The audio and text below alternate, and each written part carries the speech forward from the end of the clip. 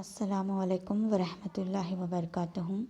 Dear students, today we are going to read My English Book 6. So open your book at page 48 and here you will get the chapter name Advice Customers, the unit 2.7. Ad का मतलब होता है advertisement and vice का मतलब होता है अक्लमंद होशियार, customers यानी कि ग्राहक। तो एडवाइस कस्टमर यानी कि एड जो है इश्तिहार से मुतालिक होशियार ग्राहक। आपने मूवीज़ आप देखते ही होंगे, मूवीज़ और सीरियल। तो हमने देखा है कि मूवीज़ के और सीरियल के बीच में बहुत सारे एड्स आते हैं बीच बीच में जो हमें परेशान कर देते हैं। तो वो जो ऐड होते हैं, वो जो एडवर्टाइजमेंट होते हैं, बहुत ही अट्रैक्टिव होते हैं, इफ़ेक्टिव होते हैं, जिससे हम अट्रैक्ट होते हैं और वो चीज़ ख़रीदने के लिए हमारा मन होता है। लेकिन क्या वो चीज़ ख़रीदनी चाहिए? क्या वो सही होती है? क्या वो हमारे लिए गुड होते हैं या बैड होते हैं? तो यही हम इस सबक में आज पढ़ने जा रहे हैं। तो let us see. You must have seen ads, that is advertisements on TV and in many other places. आपने देखे ही होंगे या आप देख चुके होंगे ads, that means advertisements. Ad को ही क्या कहते हैं हम? एडवर्टिजमेंट्स, ऐसा भी प्रोनाउंस करते हैं इस वर्ड को। और एडवर्टाइजमेंट ये ब्रिटिश इंग्लिश में, अमेरिकन इंग्लिश में एडवर्टाइजमेंट्स और ब्रिटिश में advertisements. So advertisement on TV हमने टीवी पर देखे हैं and in many other places, और बहुत सारी दूसरी जगहों पर भी हमने ये एडवर्टाइजमेंट्स देखे हैं। Advertisements are given by owners of different companies to tell the people about their products. जो एडवर्टाइजमेंट्स होते हैं वो दिए जाते हैं ओनर्स के ज़रिए, और गिवन यहाँ पर पैसिव वॉइस का इस्तेमाल हुआ है, प्रेजेंट टेंस का पैसिव वॉइस है यहाँ ये सेंटेंस। तो advertisements are given by owners के ज़रिए एडवर्टाइजमेंट। ओनर्स यानी कि मालिक, किसके मालिक? ऑफ डिफरेंट कंपनीज़, मुख्तलिफ़ कंपनियों के मालिक के ज़रिए इश्तिहारात दिए जाते हैं टू टेल पीपल, लोगों को बताने के लिए, अबाउट देयर प्रोडक्ट्स, उनके प्रोडक्ट्स के बारे में, उनकी अशिया जो पैदावार है उसके बारे में बताने के लिए एडवर्टाइजमेंट्स दिए जाते हैं। देयर एम, उनका जो मकसद है, यानी ओनर्स का मकसद क्या होता है? इज़ टू मेक, लोगों को तैयार करना, पीपल यानी लोगों को तैयार करना, बाय खरीदने के लिए, दोज प्रोडक्ट्स, उन पैदावारी अशिया को ख़रीदने के लिए लोगों को तैयार करना इन कंपनियों के मालिक का मकसद होता है।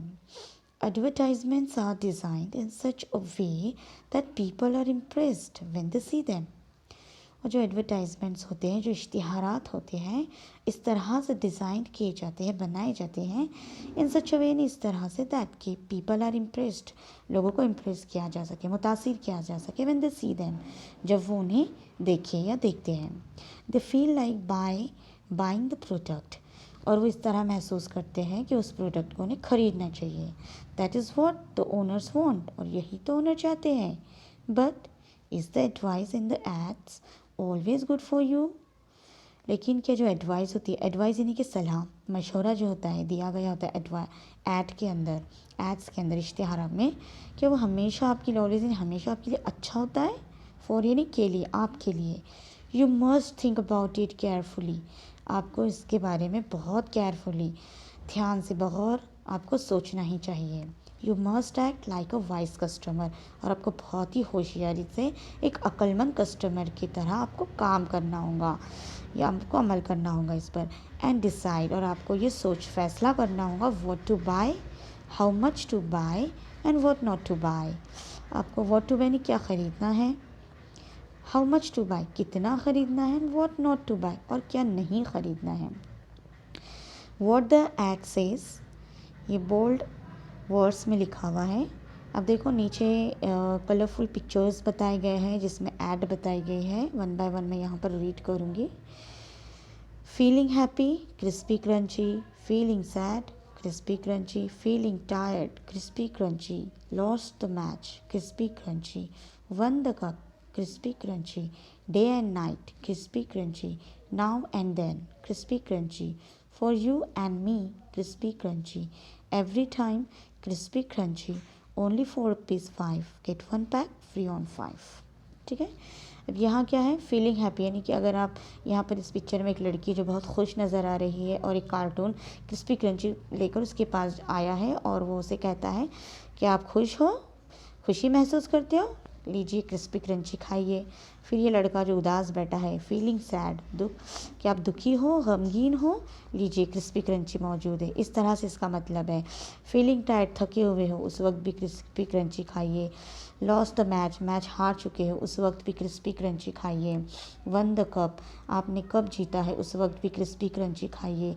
डे एंड नाइट, रात और दिन, क्रिस्पी क्रंची खाइए। नाउ एंड देन, अभी भी और बाद में भी क्रिस्पी क्रंची खाइए। फॉर यू एंड मी, आपके लिए और मेरे लिए crispy crunchy. Every time, last में यहाँ पर लिखा है एवरी टाइम, यानी हर वक्त क्रिस्पी क्रंची, क्रिस्पी क्रंची खाइए, इसका मतलब होता है हर वक्त। ओनली 4 रुपीज़ 5, ये सिर्फ 5 रुपये में है। गेट 1 पैक फ्री ऑन 5, आपको एक पैक क्रिस्पी क्रंची का फ्री में मिलेगा अगर आप 5 खरीदते हो तो। 5 पैक आप खरीदोगे तो एक पैक फ्री में मिलेगा। Now come at the page 49 and here in the box here is given my teacher says, यहाँ पर दिया गया है कि माई टीचर सेज। अब आपके टीचर क्या कहते हैं, मेरे टीचर क्या कहते हैं, ये हम पढ़ेंगे। We see many types of chips, wafers and other snacks in the market. We get them in attractive pockets and pouches. These snacks are usually fried foods that contain a lot of salt and spices. They are good to taste but not so good for your health if you eat them all the time. Growing children need a balanced and nourishing diet that includes different types of cereals, pulses, fresh vegetables, fruits, nuts, milk, etc.